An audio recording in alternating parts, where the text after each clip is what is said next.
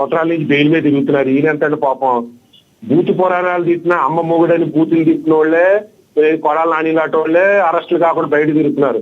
పాపం ఒకసారి తీసిన అంబటి రాంబాబు అలా ఆ జైల్లో ఉండిపోవడం అంత మంచిది కానీ బయటకు రావాలనే కోరుకుంటున్నారు. మీరు ఇంకా గమనించారో లేదో, అక్షర్ సచ్ గారు మీరు గమనించారో లేదో, విజువల్స్ లో కూడా అంబటి రాంబాబు గారు గడ్డం పెట్టుకుని తగ్గేదే లేని సైగ చేస్తున్నారు అల్లు అర్జున్ లాగా. ఏమంటారు మీరు? నేను అదే చెప్పినాను సార్. ఇప్పుడు అంబటి రాంబాబు లాంటి వ్యక్తి, అంబటి రాంబాబు జీవితం రాజశేఖర రెడ్డి కుటుంబానికి అంకితం సార్.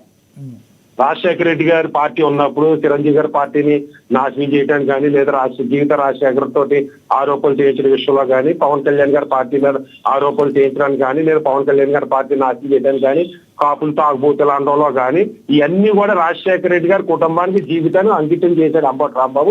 అటువంటి వ్యక్తి రాజశేఖర రెడ్డి గారి కుటుంబానికి దొరకడం రాజశేఖర రెడ్డి గారి అదృష్టం, జగన్మోహన్ రెడ్డి గారి అదృష్టం, కాపులు చేసుకున్న దురదృష్టం. ఇక్కడ ఒక పాయింట్ మిమ్మల్ని అడగాలి. ఇక్కడ ఒక పాయింట్ మిమ్మల్ని, అంబటి రాంబాబు గారు మీరు అన్నట్టు ఒక సామాజిక వర్గం బాగా మాంసం తింటారు, తాగుతారని మాట్లాడిన మాటల్ని అదే పార్టీకి కొన్నాళ్ళు అధికార ప్రతినిధిగా ఉన్న రజనీ గారు కూడా ఈ మధ్య అవును అది నిజమే అని చెప్పి ఇప్పుడు మాట్లాడతాను ఎలా చూడాలంటారు?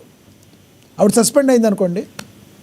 అంటే ఇప్పుడు తాగు వాళ్ళంతా కూడా కాపులని మిగిలిన కొనుగోలు తాగుతలేదా ఏంటి? అంటే రజనీ గారిని అంబటి రాంబాబు గారు తాగుతున్నారు కదా, కాపులు అందరూ తాగినట్ట? అంటే నేను తాగను కాబట్టి కాపులు తాగనట్ట? జగన్మోహన్ రెడ్డి గారు చెప్పన్నట్టుగా చెప్తే వాళ్ళ ఇష్టం, అది ఎవరికి హక్కు వాళ్ళకు ఉంది. అది ఎంతవరకు భావ్యం అన్నది రజనీ, ఇద్దరు అడ్వకేట్లే. వచ్చిన కర్మ ఏంటంటే రజనీ గారు అడ్వకేట్, అంబటి రాంబాబు గారు అడ్వకేటే. అక్కడ వాళ్ళిద్దరికి వేవ్లెంత్ కలిసిందంటారా? వేవ్లెంత్ కలిసి ఉండొచ్చు, లేదా జగన్మోహన్ రెడ్డి గారు కానీ వైసీపీలోని కొంతమంది పెద్దలు కూడా ఆ స్టేట్మెంట్ ఇస్తేనే మిమ్మల్ని మా పార్టీలో ఉండేస్తా, లేకపోతే రానివ్వనని భయంతో కూడా చేస్తూ ఉండొచ్చు. నిన్నటి వరకు తెలీదా ఎవరు రజనీ గారికి కాపులు తాగుబోతులని? రైట్ రైట్ పాయింట్ సార్ ఇప్పుడు ఒక్క నిమిషం సార్. అంబటి రాంబాబు గారు లాంటి వ్యక్తికి శిక్ష సరిపోతుందంటే నిజంగా అంబటి రాంబాబు గారిలో ఒక మార్పు అంటూ వస్తే, ఎందుకురా నా జీవితం, నేను ఒక అడ్వకేట్ ని, ఒక మంచి కుటుంబంలో పుట్టాను, ఎంతో రాజకీయ అనుభవం ఉంది, చీఫ్ మినిస్టర్లు తిట్టడం, పవన్ కళ్యాణ్ తిట్టడం ఎందుకు, నా శాశ్వత జీవితాన్ని మంచి కార్యక్రమాలు కొనసాగుతాను, వైసీపీలో కొనసాగుతాను, మంచిగా ఉంటానన్నది ఉంటే ఈ 10 రోజుల శిక్ష చాలు, జైలు శిక్ష. ఆయనలో మార్పు లేకుండా జైలుకి వచ్చి ఇయ్యాలుగా రేపని బెయిల్ వస్తుంది. బెయిల్ వచ్చిన తర్వాత ఒక మహారాజుని తీసుకొచ్చినట్టు ఊరేగింపులతో తీసుకొచ్చిన పార్టీలు అతనికి మద్దతుగా ఉన్నప్పుడు, నేను ఒక జైలుకి వెళ్తే నాకు మంత్రి పదవి కన్ఫర్మ్ అయిపోయిందని ఫీల్ అయినప్పుడు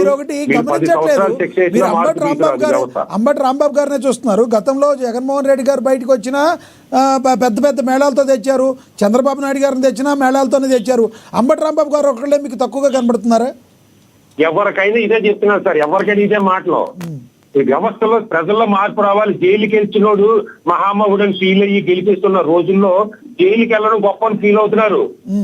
ఇవాళ ఇప్పుడు అంబటి రాంబాబుని చూసి ఇంకో 10 మంది వైసీపీ వాళ్ళు తిట్టడం మొదలెడతారు. ఎందుకంటే నేను తిరిగితే నాకు రేపు పొద్దున ఒకవేళ వైసీపీ అధికారులకు వస్తే నాకు మంత్రి పదవి వస్తుంది, లేదా నాకేదో కార్పొరేషన్ చైర్మన్ వస్తుంది, లేకపోతే నాకు ఏదైనా ఇస్తారు జగన్మోహన్ రెడ్డి గారు అని ఫీల్ అయ్యి నలుగురు తిడతా కూర్చుంటే, వాళ్ళు జైలుకి వెళ్ళిన తర్వాత 10 రోజులు పోయిన తర్వాత 20 రోజులకి బెయిల్ వచ్చిన తర్వాత వాళ్ళు మహారోజుల్లో ఊరేగించి వాళ్ళు బయటకు వచ్చినప్పుడు కిక్కిరసిన జనాలు వచ్చి రోడ్డు మీదకి వచ్చేసి తొక్కేసుకుని పడుతుంటే ఆ తిట్టివాడు తప్పే ఉంది, జైలుకి వెళ్ళేవాడు తప్పే ఉందంటే ప్రజల్లో మార్పు లేని దానికి జైలుకి వెళ్ళిన అందరినీ గెలిపిస్తున్నారు. వ్యవస్థలు మారాలి.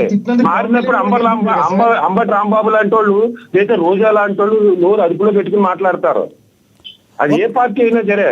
ఒక్కటి చెప్పండి, బెయిల్లో ఉన్న నేతలందరూ కూడా ముఖ్యమంత్రులు అవుతున్నప్పుడు మరి ప్రజలు మారాలంటున్నారు, చట్టాలు మారాల్సిన అవసరం లేదంటారా? సార్ చట్టాలు మార్చాలంటే మార్చిపోడు ఎవరు సార్? వీళ్ళే కదా చట్టాలు తయారు చేసేది. ఓకే, ఇప్పుడు బ్రిటిష్ వాళ్ళు తయారు చేసిన చట్టాలు మార్చి ఓపిక ఎవరికి ఉందండి? మార్చి చట్టాలు చేసేవాళ్ళు ఎవరు? చట్టాలు మార్చాలి అని రాజ్యాంగాన్ని నిర్మించింది బాబాసాహెబ్ అంబేద్కర్ గారు. ఆయన ఒక్కసారి ప్రతి 5 సంవత్సరాలకి 10 సంవత్సరాలకి సవరణ చేసుకునే అవకాశం కల్పించారు ఆయన. కానీ వీళ్ళు కల్పించట్లేదు, అది వీళ్ళు చేయట్లేదు. అది వీళ్ళు ఓట్ బ్యాంక్ అండి. అయినా వ్యవస్థలు మారాలి, వ్యవస్థల్లో వెనుకబాటుతనం, కులాల కుబులాటలు కానీ అస్పృశ్యత తగ్గించాలని ఉద్దేశంతో అవి తయారు చేసేది రిజర్వేషన్ కానీ చట్టాలు కానీ. వీళ్ళకి వ్యవస్థలు మారకూడదండి, వీళ్ళు మారాలి, వీళ్ళ బతులు బాగుపడాలి, వ్యవస్థలు నాశనం అవ్వాలి. కాబట్టి వీళ్ళు చట్టాలు మార్చరు. Right sir, right. మళ్ళీ మాట్లాడతాం మీతో, మన వంశీ గారితో, మళ్ళీ విజయభాస్కర్ రెడ్డి గారితో. సార్ ఒక్క నిమిషం ఒక్క మాట చెప్పండి. ఇందాక పవన్ కళ్యాణ్ గారు కోరుకోవటం లేదు, తెలుగుదేశం జనసేన డెవలప్ అవటం లేదన్న మాట అన్నారు కదా కేఎస్ ప్రసాద్ గారు. దానికి విషయం చెప్పాలి. 1956 నుంచి ఈ ఇప్పుడు 2025 అంటే 70-80 సంవత్సరాల కాలంలో ఒక తెలుగుదేశం కాంగ్రెస్ పార్టీలు తప్పించి లేదా కమ్మ సామాజిక వర్గం పెట్టిన పార్టీలు, రెడ్డి సామాజిక వర్గం పెట్టిన పార్టీలు, లేదా వాళ్ళు నిర్వహించిన పార్టీలు తప్పించి మూడో పార్టీ ఆ ఉమ్మడి ఆంధ్రప్రదేశ్ లో నిలదొక్కుకోలేదు. సర్దార్ గౌతులత్త నుంచి అనేక మంది మహామహులు పార్టీలు పెట్టారు, నామరూపం లేకుండా పోయింది. పవన్ కళ్యాణ్ రాజకీయాలు తెలియదు అంటున్నాడు కదా, అతనికి రాజకీయం తెలుసు కాబట్టి ఇవాళ పవన్ కళ్యాణ్ పెట్టిన పార్టీ 12 సంవత్సరాలుగా నిలదొక్కుని ఇవాళ వైసీపీ లాంటి ఒక బలమైన పార్టీని కంటిలో నిద్ర లేకుండా చేస్తుందంటే అది పవన్ కళ్యాణ్ యొక్క వ్యూహమే. అయితే పార్టీని డెవలప్ చేసి అన్నది బలహీనత, అది ఖచ్చితంగా ఇవ్వాలి రేపని తెలుసుకుంటాడు, పార్టీని డెవలప్ చేస్తాడని నేను భావిస్తున్నాను. రైట్, మళ్ళీ మాట్లాడుతా సార్. ఎస్, విజయభాస్కర్ రెడ్డి గారు కంక్లూడ్ చేయండి. సార్ అక్షర సత్యం గారు చెప్పిన దాంట్లో పవన్ కళ్యాణ్ గారు మా కంటి మీద నిద్ర లేకుండా చేస్తున్నాడు అనే మాట పొరపాటు అండి. మీరు ఒకవేళ పవన్ కళ్యాణ్ ని భుజాన్ని వేసుకునో జనసేన భుజాన్ని వేసుకునో మోస్తే మొయ్యొచ్చు కానీ మా కంటి మీద నిద్ర లేకుండా చేయడానికి ఆయనకేముందండి?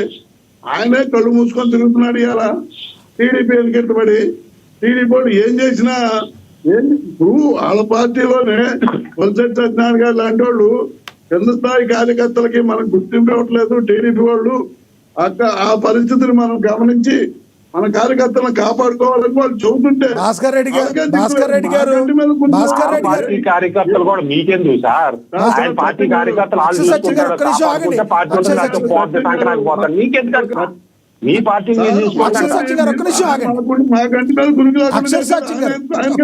మీకెందుకండి? మీరు ఒక పార్టీ కూడా వాళ్ళు చూసుకుంటారు సార్. పార్టీని నిలబెట్టుకుంటే జనసేన ఉంటది, లేకపోతే పోతది. పోతారు ఆయన మీకెందుకంట? మీరు మాట్లాడేటప్పుడు మేము ఒక్క నిమిషం ఆగండి అక్షర సత్యం గారు. భాస్కర్ రెడ్డి గారు ఒకటి చెప్పండి. భాస్కర్ రెడ్డి గారు ఒకటి చెప్పండి. మీరు ఇందాక అన్నదానిలో ఏదో టీడీపీ వాళ్ళు ఏదో చెప్తుంటే బొలిశెట్టి సత్యనారాయణ గారిని ఏదో చెప్పారు. విజయసాయి రెడ్డి గారే బయటకు వచ్చి ఇన్ని మాటలు మాట్లాడుతుంటే ఏమి చేయలేని పరిస్థితిలో వైసీపీ ఉంది. దాని గురించి ఏం చెప్తారు మీరు? ఇప్పుడు మేము ఒకళ్ళ మీద కక్ష సాధింపు ఎప్పుడు చేయమండి. ఇప్పుడు గతంలో ఆయన త్రిపురార్ గారు మమ్మల్ని నోటు పెట్టినట్టు మాట్లాడు మా పార్టీ మీద కలిసి, అయినా అతని కర్మని మేము వదిలేసాం. అంతేగాని మేము ఒకళ్ళ మీద ఇప్పుడు విజయసాయి రెడ్డి గారు ఆయన కర్మ ఇక్కడ అనుభవించారు. మీరంటే మీరు కర్మను వదిలేయచ్చు. పవన్ కళ్యాణ్ గారు కర్మను వదిలేస్తే మీరు బొలిశెట్టి సత్యనారాయణ గారు మీరు తీసుకొస్తున్నారు కానీ మేము తీసుకురావడం కాదు. సత్యం గారు అన్న మాటకి మాట్లాడాను. సత్యం గారు ఏమన్నారు? జగన్మోహన్ రెడ్డి గారి కంటి మీద పురుగు లేకుండా చేశాడు పవన్ కళ్యాణ్ గారు అంటే ఆయన ఎవరండి? మా జగన్మోహన్ రెడ్డి గారి కంటి మీద పురుగు లేకుండా చేయడానికి ఇప్పుడు అక్షర సత్యం గారు